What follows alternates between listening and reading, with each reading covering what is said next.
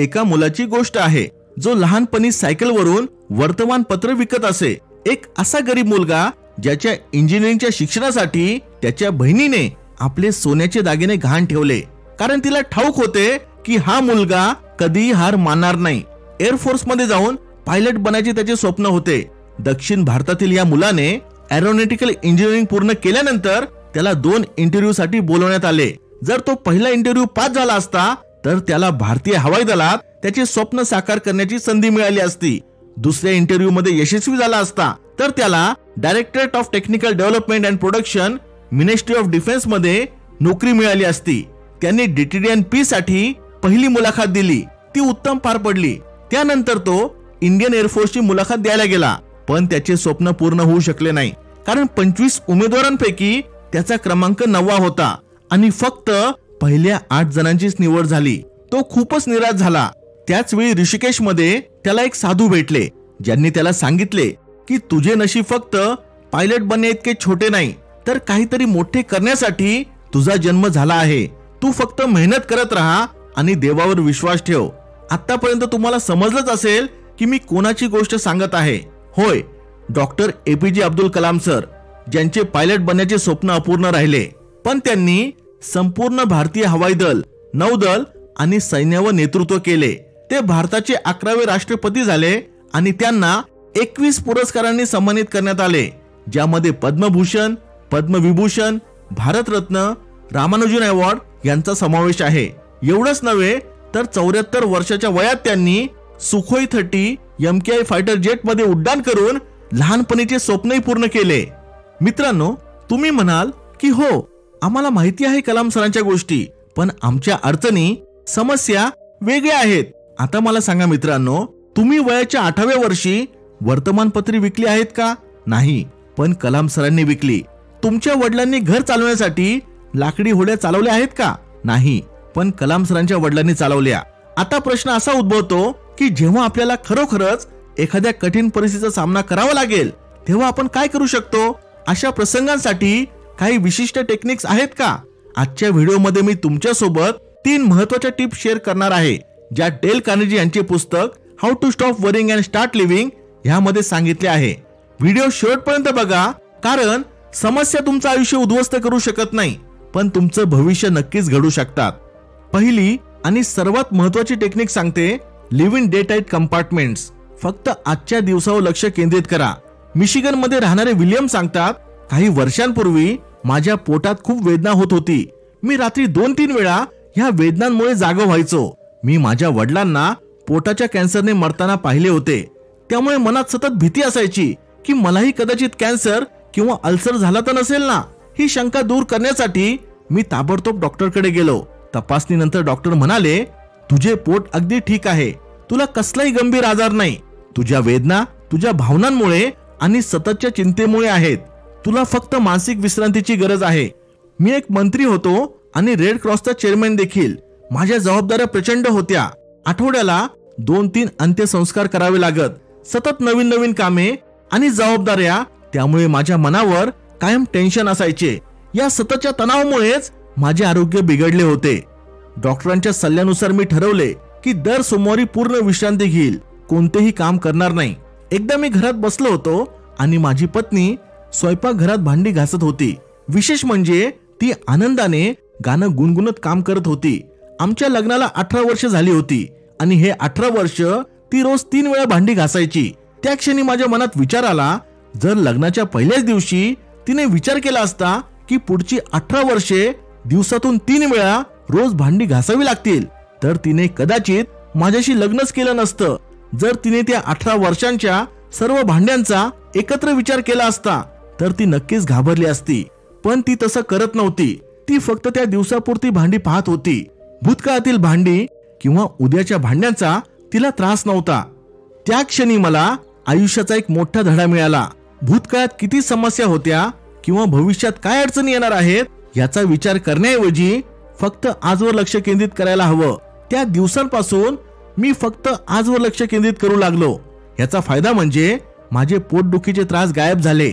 मी शांत झोपू लागलो आणि आयुष्य खऱ्या अर्थाने आनंदाने जगू लागलो. आता मीही माझ्या पत्नीप्रमाणे भविष्यातील न धुतलेल्या भांड्यांबद्दल विचार करत नाही. मित्रांनो, आयुष्य हे अनिश्चित आहे.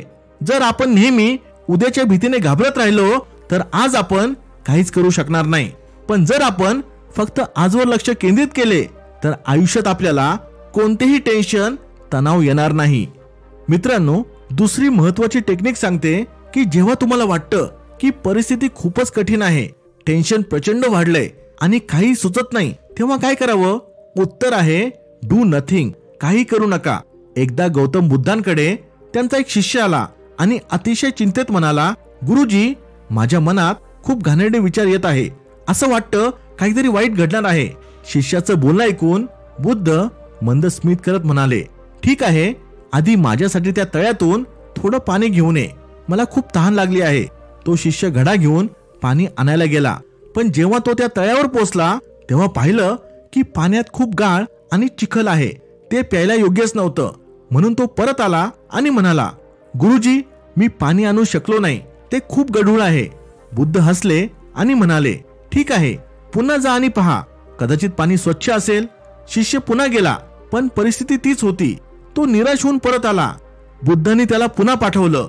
हे असंच 8-10 वेळा घडलं.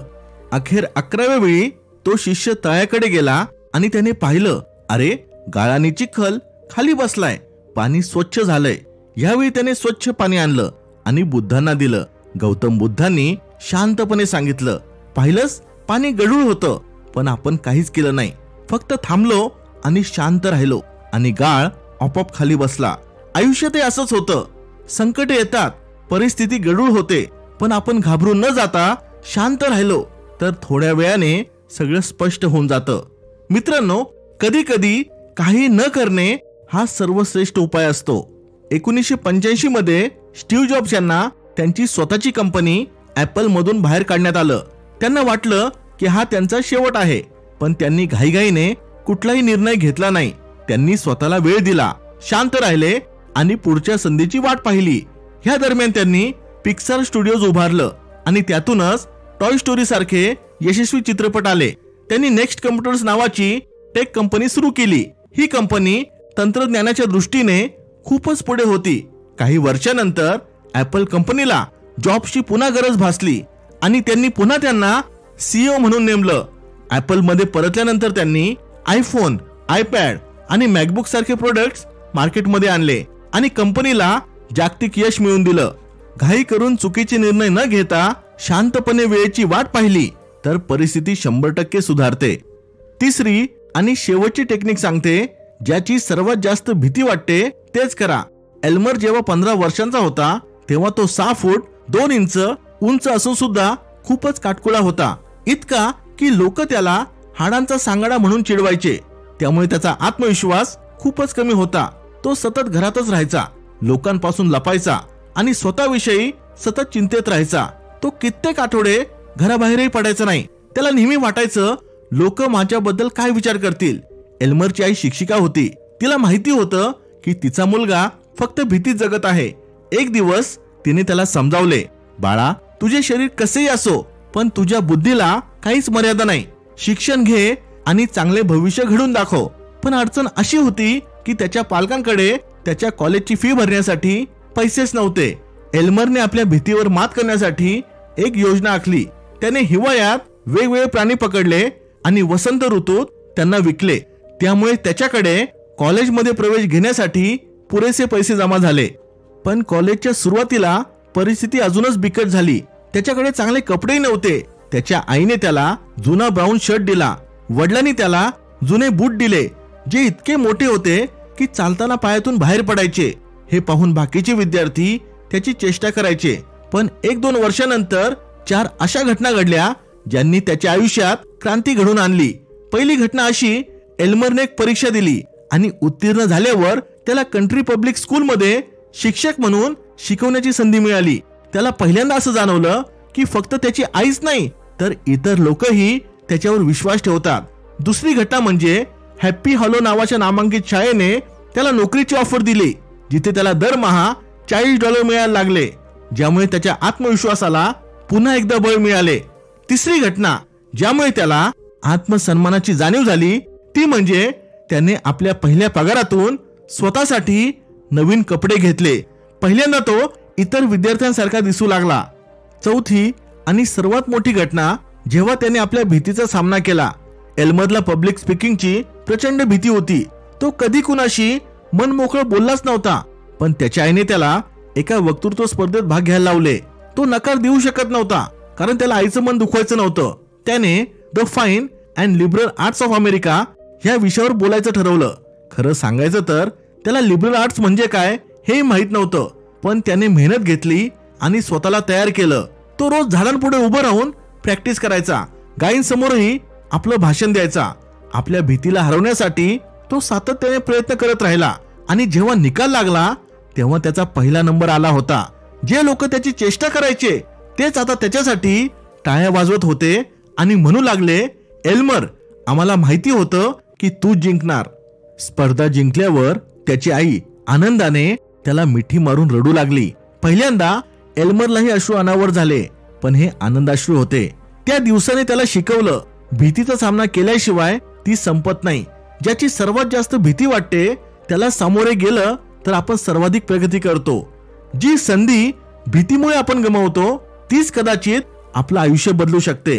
काही वर्षानंतर तो युनायटेड स्टेट्सच्या सिनेटचा सदस्य बनला. अशा प्रकारे या 3 टेक्निक्सचा वापर केल्यास तुम्ही कोणत्याही कठीण परिस्थितीतून अगदी सहज बाहेर येऊ शकता. तुम्हाला कोणती टेक्निक आवडली मला कमेंटमध्ये सांगा. व्हिडिओ आवडला असेल तर लाईक करून माझा उत्साह वाढवा. Thanks for watching. Stay blessed.